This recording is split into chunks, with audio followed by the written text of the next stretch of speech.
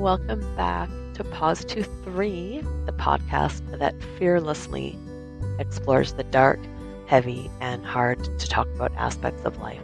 I'm your host, Jennifer, also known as the purple and gray-haired Nana of the internet, and I'm here to guide you on a journey of self-discovery and personal growth.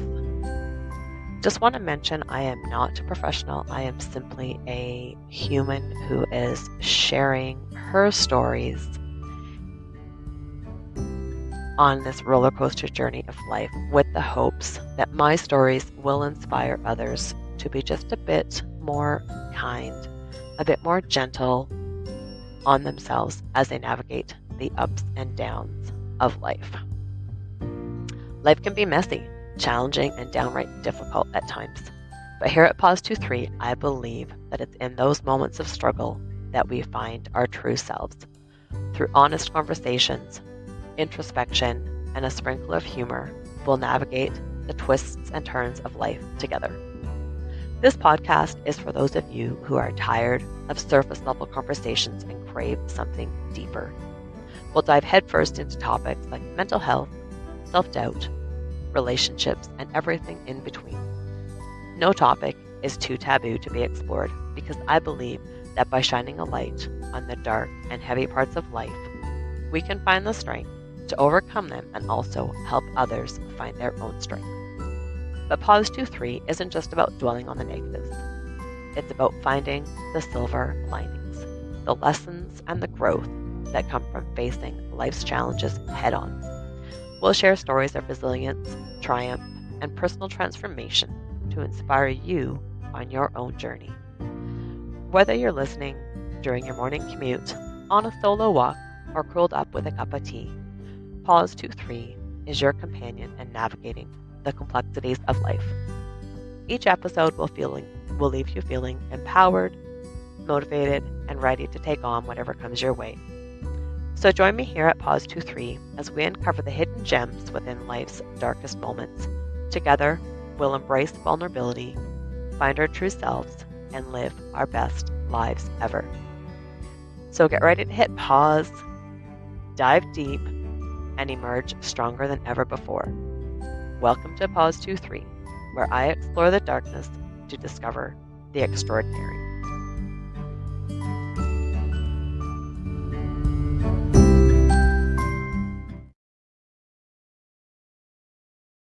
Hello, my friends, and welcome back to another episode of Pause 2-3 and my series on codependency. We are entering in now to our third week, and if you're just stumbling across this now and are interested in the previous 2 weeks, the first week on April 5th, we talked about kind of understanding codependency and embracing your inner light, your inner peace, your inner strength. And then the second episode on April 12th, we looked at warning signs of what it may look like if you are in a codependent relationship and what that can mean. Today, we are going to dig into looking at the root of codependency. So we're going to kind of unmask a little more, and we're going to look at why it's important to trace the roots for codependency in our healing. I do want to remind you all that this podcast is not intended to diagnose, treat, or give professional advice. I do strongly encourage anyone who may feel they are in a codependent situation or want to explore deeper to consult a mental health professional. I am not a mental health professional. I am a human being with life experience, and I'm just sharing things that I have been discovering about myself on my own journey in order to help share some light for others who may be feeling like I was and not really sure what these feelings are that are going on inside. So without further ado, let's dig in and take a look at the roots of codependency. So quite often, codependency stems from childhood experiences. Perhaps we grew up in a home where emotional needs were not met, and that can lead to seeking validation through others in adulthood. Now, the important thing um,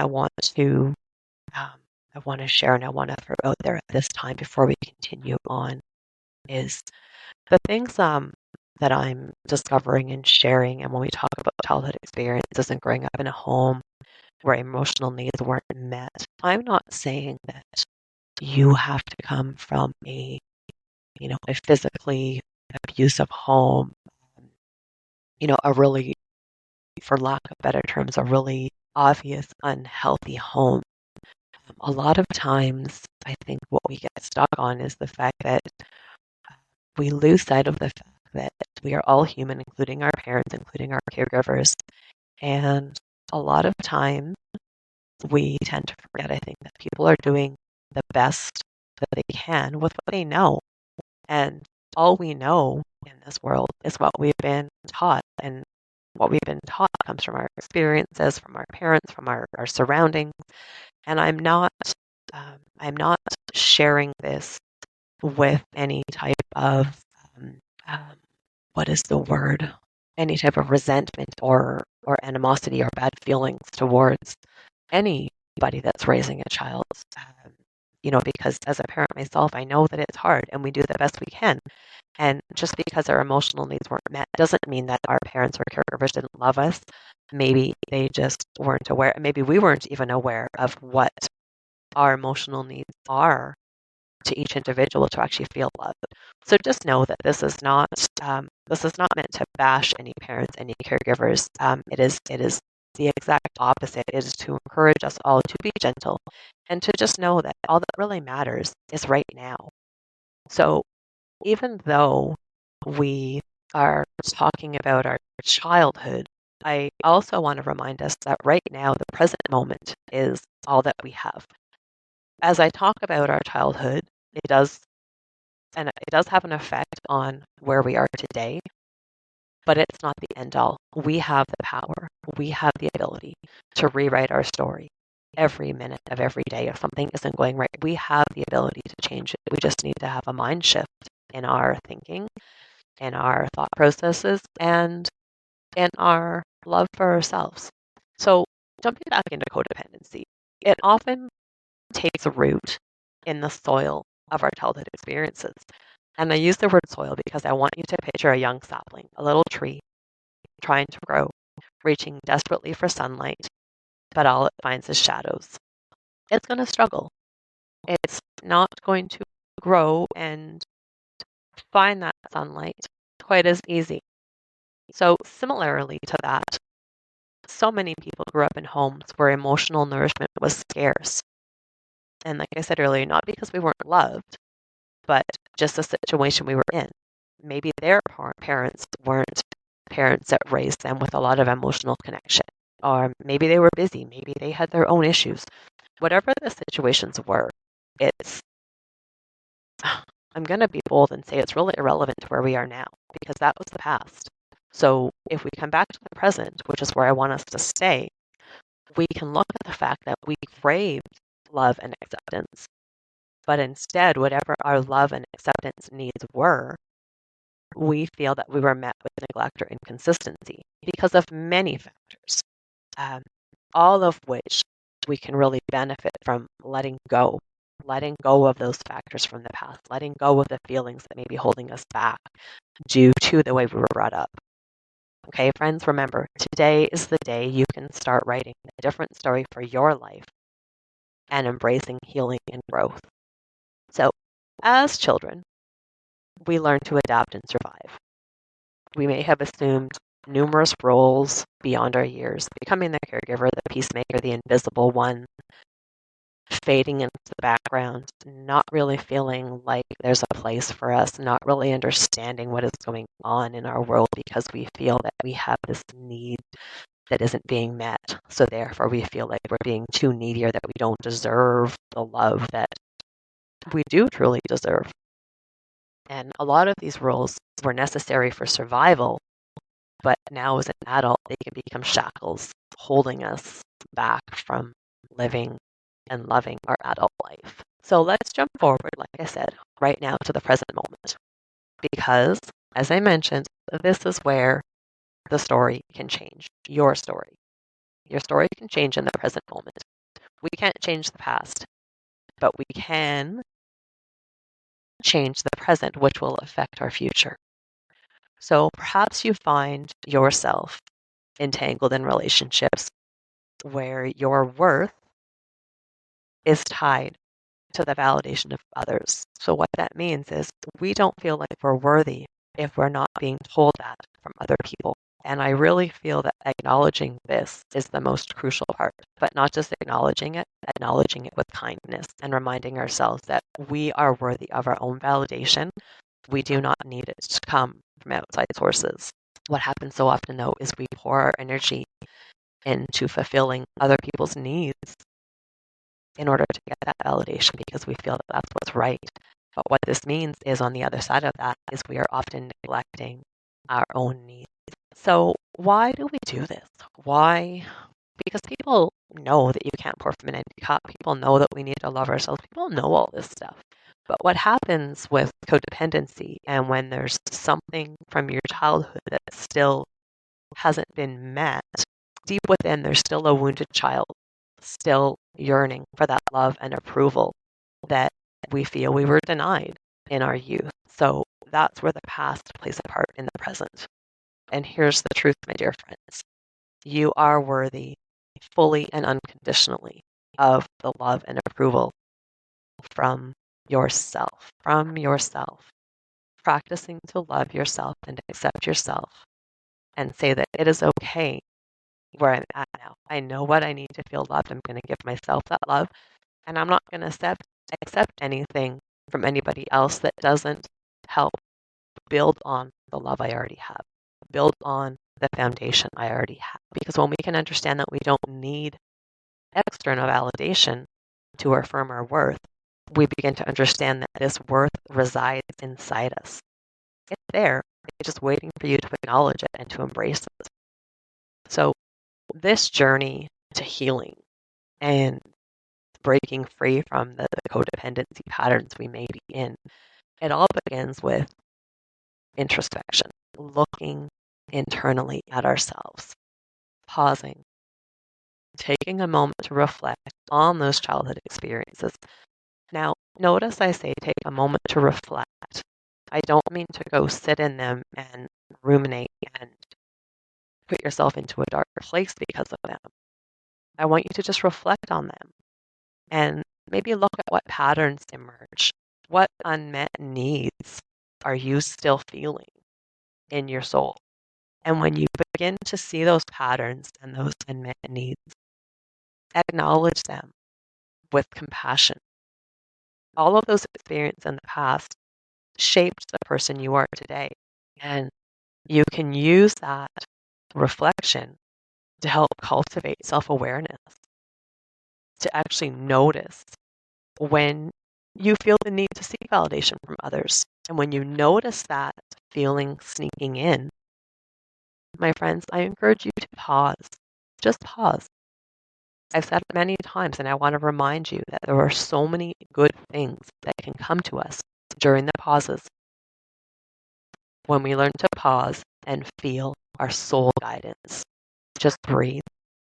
Remind yourself that you are worthy of all the goodness, you are worthy of all the love, and you are worthy of that from within. The other part of it is practicing setting boundaries, practicing putting our needs first, expressing your truth with courage, and be authentic. Be you. Be what feels right in your soul. And learning to be okay with what feels right in your soul is not an overnight lesson.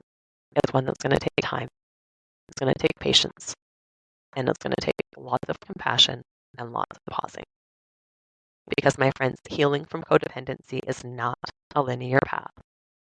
It doesn't just happen at the snap of a finger. It requires patience. It requires self-compassion. And most of all, it requires a willingness to confront the shadows of the past, to confront them with compassion and with the desire to forgive and to let go and to love from within. And with each step you take forward, you're going to find that you're reclaiming your power and you are rewriting the story of your life, rewriting the story of your life as it feels good in your soul. And the important thing to remember too, my friends, is that you are not alone in this journey. All right? Reach out to friends, reach out to mentors, therapists, or reach out to myself for some chats, for support. I can share some information with you. We can just have a sounding board to let you vent and get some stuff off your chest and figure out what your next step might be. But the key is to surround yourself with love and understanding as you begin to navigate the depths of your soul and what that really means. I will add, if you want to dig a little deeper into some healing and looking more into these unhealed childhood matters, try searching YouTube for inner child healing. When I did this, I found so much light and understanding, and it brought a sense of peace to my journey. It helped me understand life and my past from a place of love, from a place of trust and compassion. Instead of just saying it is what it is and holding on to those unhealed matters, holding on to maybe some resentment, maybe some judging. So really it comes down to deciding that you want to rewrite your story. You want to change your story and you want to love yourself from within. So as we begin to close out, I would like to invite you to envision a garden that is blooming with resilience and self-love. In order for that garden to bloom, it needs to be nurtured. So I want you to practice nurturing yourself as you would that beautiful garden. Nurture it with tenderness and with care. Embrace your journey, knowing that it is a healing process. It is possible. And truly, pure freedom awaits those who have the desire and the trust in themselves to reclaim their truth and to start writing a story that feels good in your soul. Thank you so much for joining me on this journey as we explore deeper the intricacies of our soul and what codependency is all about. Until next time, I truly hope that you may walk in the light of your own worthiness, and I'm sending you much peace, love, and kindness on this journey. So as we say goodbye for now, thank you for sharing your precious time with me, and until next time, be kind to yourself and others. Peace and love to you all. Now, if you like this podcast and its vision, please share it with a friend or on your social media accounts to say thank you, or leave me a comment. If you have an idea or some topics or some guest speakers you'd love to hear about, please share them with me as well. Thanks, guys. Take care. Until next time.